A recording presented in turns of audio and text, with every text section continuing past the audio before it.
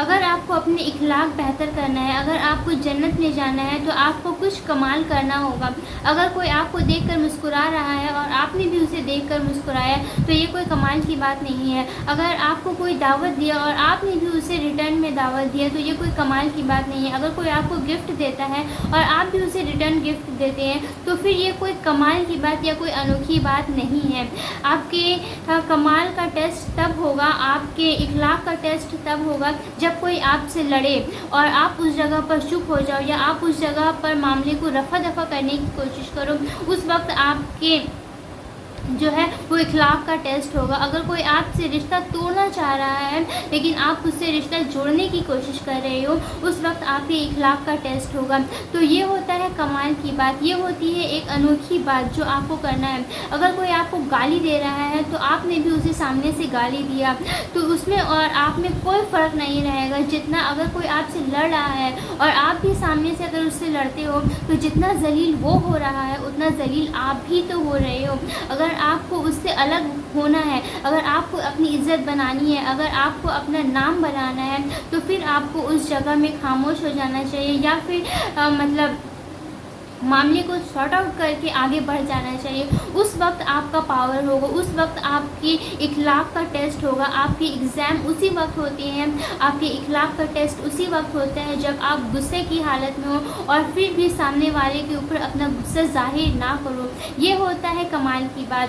کوئی آپ کو مارا، آپ نے بھی سامنے سے مار دیا تو اس میں کوئی بھی، یہ ایک نارمل بات ہے، یہ انسان کا ایک فطرت ہوتا ہے۔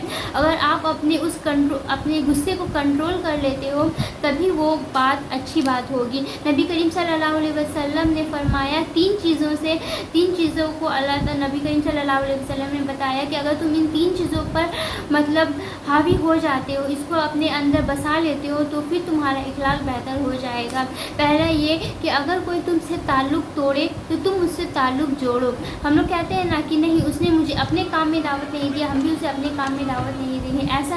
ایسا نہیں کرنا چاہیے۔ جو اگر تم سے رشتہ توڑنا چاہ رہا ہے پھر بھی تم کوشش کرو کہ تم اس سے رشتہ بنائے رکھو، اس سے رشتہ جوڑے رکھو۔ اور دوسری بات نبی کریم صلی اللہ علیہ وسلم نے فرمائی جو تمہیں محروم کرے تم اس کو عطا کرو۔